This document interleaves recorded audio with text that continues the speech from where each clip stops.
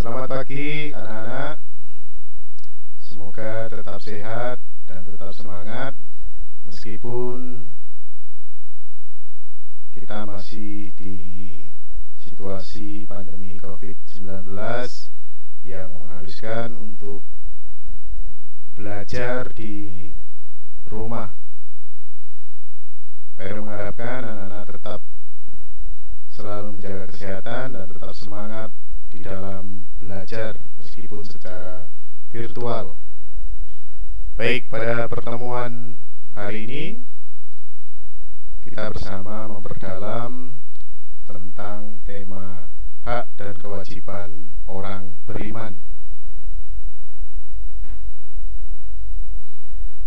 Yang akan kita pahami bersama mengenai hak sebagai anggota gereja, kewajiban sebagai anggota gereja, hak orang beriman sebagai anggota masyarakat, dan kewajiban orang beriman sebagai anggota masyarakat. Peran orang beriman Kristiani dibedakan menjadi dua bagian besar. Yang pertama sebagai anggota gereja, yang kedua sebagai anggota masyarakat.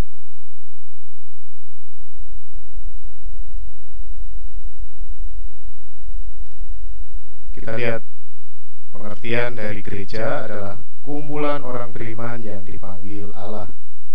Gereja tidak diartikan sebagai bangunan atau gedung. Kemudian hak dan kewajiban seorang anggota gereja merupakan sebuah konsekuensi ketika seseorang diangkat menjadi anggota gereja. Kita juga melihat arti dari hak. Hak adalah sesuatu yang harus dimiliki atau yang harus diberi oleh orang lain. Nah, definisi dan pemahaman tentang hak selalu bersamaan dengan definisi dan pemahaman kita tentang kewajiban. Hak bagi saya bisa diartikan menjadi kewajiban bagi orang lain. Nah, sedangkan kewajiban artinya adalah sesuatu yang harus diberikan atau dilakukan. Nah, definisi dan pemahaman tentang kewajiban selalu bersamaan dengan definisi dan pemahaman kita tentang hak. Kewajiban bagi saya sama dengan hak dari orang lain. Kita lihat hak dan kewajiban sebagai anggota gereja sebagai konsekuensi saat kita menerima sakramen baptis, yaitu dihapuskan dari dosa, dimasukkan menjadi anggota gereja, diangkat menjadi anak Allah, dan dimateraikan dengan materi Roh Kudus. Kemudian kewajiban kita sebagai anggota gereja ikut terlibat secara aktif dan bertanggung jawab terhadap hidup dan karya gereja, mengambil bagian dalam tugas Kristus, yaitu sebagai imam, melayani, nabi, mewartakan, dan sebagai raja, memimpin. Hak dan kewajiban menurut hukum gereja. Kita bisa lihat hak menyampaikan kepada para gembala gereja, paus, uskup, imam tentang keperluan, harapan, dan pelayanan rohani, menerima bantuan dari kasanah, berbagai kekayaan dari tradisi seperti ziarah, jalan salib, novena, dan lain-lain. Kemudian juga kita mempunyai hak untuk mendapatkan pelayanan sakramen-sakramen, lalu mengadakan ibadat kepada Allah menurut ketentuan ritus atau tata cara yang benar yang sudah ditentukan. Lalu kewajibannya yaitu membina persatuan dengan gereja, menjalani hidup yang suci sesuai dengan kondisi masing-masing, lalu mewartakan Injil kepada semua orang, yaitu menjadi teladan dan saksi Kristus melalui keteladanan hidup dari Yesus sendiri. Kemudian menurut hukum kanon gereja, hak dan kewajiban berikutnya adalah mendirikan atau memimpin perserikatan, yayasan, komunitas dengan tujuan kesalehan atau amal kasih, atau untuk membina Kristiani di dunia.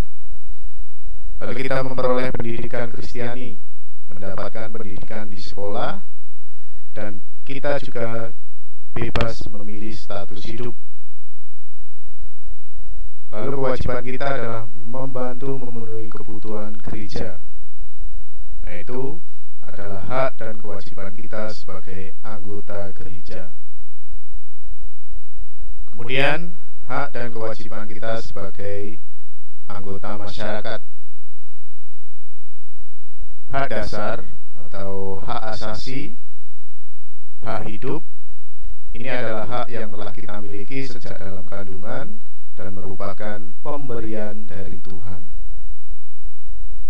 Hak asasi itu misalnya hak untuk hidup, hak bebas mengatur kehidupannya, hak memiliki kebendaan, hak mengeluarkan pendapat, hak mendapat perlindungan hukum, kemudian mendapat pendidikan dan kesempatan berkembang, lalu mendapat pekerjaan dan penghidupan yang layak.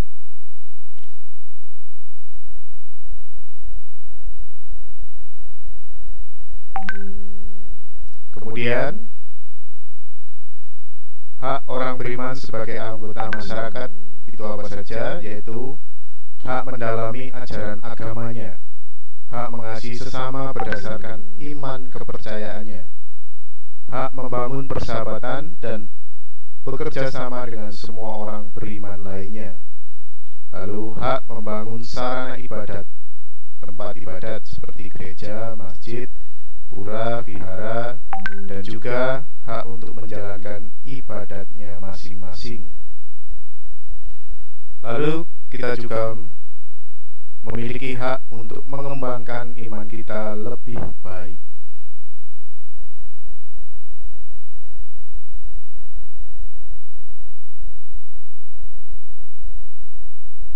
Lalu kewajiban kita sebagai anggota masyarakat, yaitu menjaga ketertiban umum, menaati dan menjunjung tinggi hukum yang berlaku di negara kita, turut serta dalam pembangunan masyarakat, kewajiban menjaga keamanan, lalu mengupayakan kesejahteraan bersama, membangun dan memelihara kebersamaan, kesatuan, dan kerukunan. Nah, ini contohnya kewajiban kita sebagai anggota masyarakat.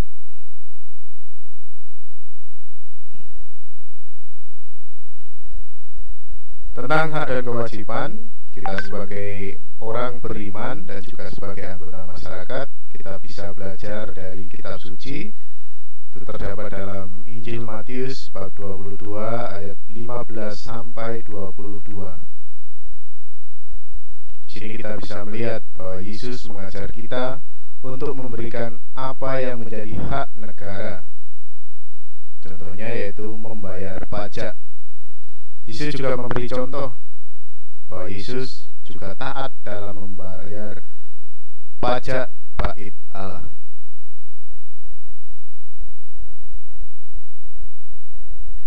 Setiap orang mempunyai kewajiban yang harus dilaksanakan. Kewajiban itu bermuara dua arah, yaitu berkaitan dengan kehidupan manusia, diri kita sendiri dan juga orang lain. Yang kedua, berkaitan dengan Allah, bentuk tanggung jawab atas iman kita kepada Allah. Kemudian Tuhan Yesus menunjukkan bahwa melaksanakan kewajiban sebagai warga negara merupakan perwujudan iman kepada Allah.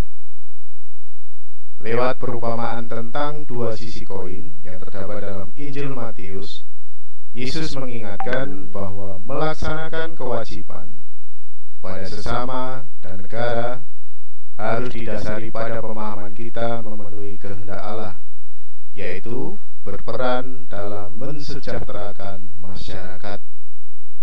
Untuk itu, kita sebagai orang Katolik tidak hanya memiliki hak dan kewajiban sebagai anggota gereja, tetapi kita juga memiliki hak dan kewajiban kita sebagai anggota masyarakat. Jadi mari kita menjadi 100% Katolik dan 100% warga negara Indonesia. Oke, anak-anak, sampai di sini kita memahami bersama tentang hak dan kewajiban kita sebagai orang beriman.